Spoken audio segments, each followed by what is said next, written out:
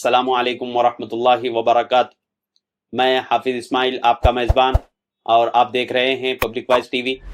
चलिए नाजरीन, आज की एक अहम खबर की तरफ हम रुख करते हैं। बागलकोट मामले को लेकर चिंचोली में किया गया एहतजाज। सामाइन तालुका चिंचोली में बतारीख 24 फरवरी बरोज़े मंगल सुबह 11 बजे कर्नाटका छत्रपति मराठा परिषद बेंगलुरु शाखा चिंचोली की जानिब से तहसील ऑफिस के रूबरू एक एहतजाज मुनक्किद किया गया। इस एहतजाज में सदर सुधाकर बी पाटिल और उनके रुफका ने मिलकर एक मेमोरेंडम सुब्बन्ना जमखंडी तहसीलदार चिंचोली के जरिए कर्नाटक के राज्यपाल को सौंपा। इसमें उन्होंने तज़किरा किया है कि इज़्ज़त माब जनाब गवर्नर साहब, चिंचोली तालुक़े की मराठा बरादरी के ज़िम्मेदारान की जानिब से दरख्वास्त है कि 19 फरवरी को बागलकोट शहर और चट्टापुर तालुक़े के राउर गांव में श्री छत्रपति शिवाजी महाराज के 396वें योम पैदाइश के जुलूस के दौरान कुछ शरपसंदों और कुछ लोगों ने मखसूस कम्युनिटी के लोगों के जज्बात को ठेस पहुंचाई है। लिहाजा हम तालुका मराठा समाज की जानिब से ये दरख्वास्त करते हैं कि इस तरह की कार्रवाइयों में हिस्सा लेने वालों को गिरफ्तार किया जाए और उनके खिलाफ सख्त से सख्त कानूनी कार्रवाई की जाए और इस बात को यकीनी बनाया जाए कि मुस्तकबिल में इस तरह के वाक़यात दोबारा ना हो। सामाइन, आपको बता दूं कि 19 फरवरी की रात बागलकोट शहर के एक इलाके में पंका मस्जिद के सामने एक बड़ा विवाद खड़ा हो गया। इस दिन रमज़ान का पहला दिन मुकम्मल हो चुका था। रात के अव्वल हिस्से में यानी तरावी के वक्त दो ग्रुपों के दरमियान तनाव बढ़ गया। बताया जाता है कि इसी दिन छत्रपति शिवाजी महाराज का शोभा यात्रा जुलूस रास्ते से गुजर रहा था। तरावी के वक्त पंका मस्जिद के पास जुलूस पहुंचा तो लोगों की भीड़ जमा हो गई और एक नापसंदीदा अल्फाज को लेकर विवाद खड़ा हो गया। देखते ही देखते दो ग्रुपों के दरमियान झगड़ा फूट पड़ा। रोड पर खड़ी कई ठेला बंडी जो साजो सामान से लदी हुई थी जलकर खाकतर हो गई। पुलिस ने मामला दर्ज कर कई अफराद को हिरासत में लिया और झगड़े को काबू पा लिया। इसी मामले को लेकर आज चिंचोली में एक एहतजाज मुनक्किद किया गया। सुधाकर बी पाटिल ने खिताब करते हुए कहा कि जो कोई भी कसूरवार है ऐसे शख्स को सख्त से सख्त सजा दी जाए और अमन व शांति को बरकरार रखें।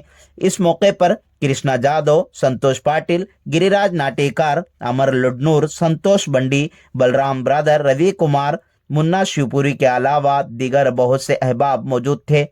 आइए देखते हैं तफसीली रिपोर्ट। ಅದು ಏನಪ್ಪ ಅಂದ್ರೆ 19ನೇ ತಾರೀಕು ಬಾಗಲಕೋಟೆಯಲ್ಲಿ ಶ್ರೀ ಛತ್ರಪತಿ ಶಿವಾಜಿ ಮಹಾರಾಜರ 396ನೇ ಜಯಂತ್ಯೋತ್ಸವದ ಶೋಭಾಯಾತ್ರೆಯಲ್ಲಿ ವಿಜೃಂಭಣೆಯಿಂದ ಕಾರ್ಯಕ್ರಮ ಆಚರಿಸಲಾಗಿತ್ತು। ಅಂತ ಸಂತೋಷದ ಶುಭ ಗಳಿಗೆಯಲ್ಲಿ ಒಂದು ನಡೆಯಬಾರದಂತ ಘಟನೆ ಆಗಿದ್ದ ಕಾರಣಕ್ಕಾಗಿ ಯಾವ ಘಟನೆ ಅಂದ್ರೆ ಆ ಶೋಭಾಯಾತ್ರೆ ಗ್ರಾಮದ ನಗರದಲ್ಲಿ ಹೊರಡುವ ಪ್ರಸಂಗದಲ್ಲಿ ಕೆಲ ಏರಿಯಾದ ಮಸೀದಿ ಅಂತ ಆ ಮಸೀದಿ ಸ್ಥಳದಿಂದ ಹಾದು ಹೋಗತಕ್ಕಂಥ ಸಮಯದಲ್ಲಿ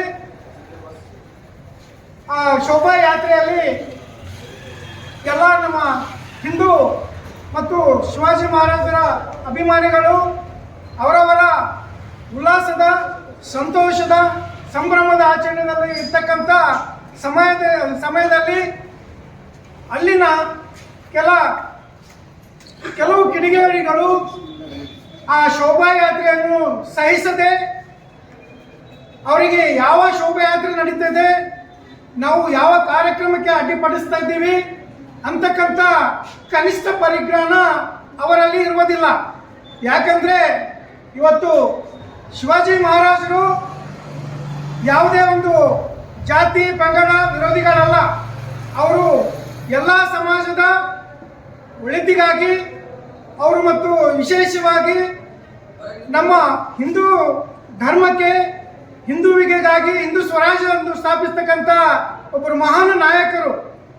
ಇವತ್ತು ಶಿವಾಜಿ ಮಹಾರಾಜರ ಒಂದು ಅವರ ಆಡಳಿತಾವಧಿಯಲ್ಲಿ ಬರೀ ಹಿಂದೂಗಳಷ್ಟೇ ಸೀಮಿತವಾಗಿರಲಿಲ್ಲ, ಅದರಲ್ಲಿ ಅವರ ಅಂಗರಕ್ಷಕರು ಮತ್ತು ಅವರ ಒಂದು ಆಡಳಿತದಲ್ಲಿ ಕಾನೂನು ಸಲಹೆಗಾರರು ಮತ್ತು ಎಲ್ಲ ಲೆಕ್ಕಪತ್ರಗಳನ್ನು ನಿರ್ವಹಿಸ್ತಕ್ಕಂಥ ಯಾರಾದರೂ ಇದ್ರೆ ಅದು ಮುಸ್ಲಿಂ ಜನಾಂಗದ ನಾಯಕರು ಇದ್ದಿದ್ದು ಅನ್ನೋದು ಈ ಸಂದರ್ಭದಲ್ಲಿ ನಾನು ಹೇಳಲು ಇಚ್ಛೆ ಪಡ್ತಾ ಇದ್ದೇನೆ.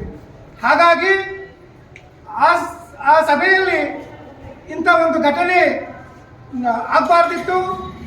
ಹಾಗಾಗಿ ಇವತ್ತಿನ ದಿವಸ ನಾವು ತಾಲೂಕಾ ಮರಾಠ ಸಮಾಜ ಮತ್ತು ಹಿಂದೂ ಅಭಿಮಾನಿಗಳ ವತಿಯಿಂದ ಚಿಂಚೋಳಿ ತಾಲೂಕಿನಲ್ಲಿ ನಾವು ಇದು ಅತಿ ತೀವ್ರವಾಗಿ ಖಂಡಿಸುತ್ತಾ ಮಾನ್ಯ ನಮ್ಮ ತಹಶೀಲ್ದಾರ್ ತಾಲೂಕಾ ದಂಡಾಧಿಕಾರಿಗಳ ಮುಖಾಂತರ ಗಣತ್ಯುತ ರಾಜ್ಯಪಾಲರಲ್ಲಿ ನಾವು ನಮ್ಮ ಮನವಿಯನ್ನು ಸಲ್ಲಿಸ್ತಾ ಇದ್ದೇವೆ. ಅದಕ್ಕಾಗಿ ಇಂತಹ ಘಟನೆಗಳು ಮುಂದಿನ ದಿನಗಳಲ್ಲಿ ಬರೀ ಶಿವಾಜಿ ಮಹಾರಾಜರ ಜಯಂತಿನೇ ಅಂತಲ್ಲ, ಇವತ್ತು ಸಂಗೊಳ್ಳಿ ರಾಯಣ್ಣ ಇರ್ಬೋದು, ಅಂಬಿಗಾರ ಚೌಡಯ್ಯ ಇರ್ಬೋದು, ಇವತ್ತು ಸಂವಿಧಾನ ಶಿಲ್ಪಿ ಬಾಬಾ ಸಾಹೇಬ್ ಅಂಬೇಡ್ಕರ್ ಆಗಿರ್ಬೋದು, ಇನ್ನಿತರ ಯಾವುದೇ ನಮ್ಮ ನಾಯಕರುಗಳ ಪ್ರತಿಮೆಗಳಲ್ಲಿ ಮತ್ತು ಯಾವುದೇ ಕಾರ್ಯಕ್ರಮಗಳಲ್ಲಿ ಇಂಥ ಅಹಿತಕರ ಘಟನೆಗಳು ಆಗದ ಹಾಗೆ ಜನ ಸರ್ಕಾರ ಮುಂಜಾಗ್ರತೆ ವಹಿಸಬೇಕು.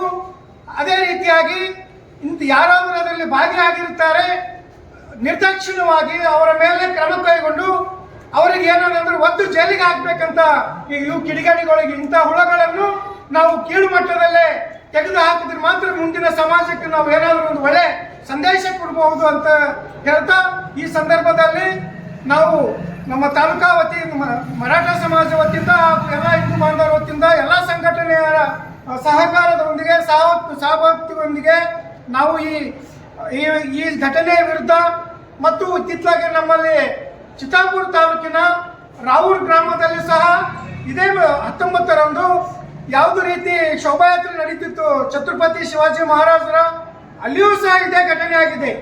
ಹೀಗೆ ಏನಾಗುತ್ತಿದೆ ಅಂದ್ರೆ ಇವತ್ತು ಇಲ್ಲಿ ನಾಳೆ ಇನ್ನೊಂದು ಕಡೆ ಆಗ್ತಾ ಈ ನಮ್ಮ ಹಿಂದೂ ಧರ್ಮದ ಬಗ್ಗೆ ಬಹಳ ಕೀಳಾಗಿ ಒಂದು ಮನೋಭಾವನೆ ಮೂಡುತ್ತಿದೆ. ಹಾಗಾಗಿ ಅಂತ ಕೃತ್ಯದಲ್ಲಿ ಭಾಗವಹಿಸಿದಂತ ಅವರ ವಿರುದ್ಧ ತಾವುಗಳು ಕ್ರಮ ವಹಿಸಬೇಕು.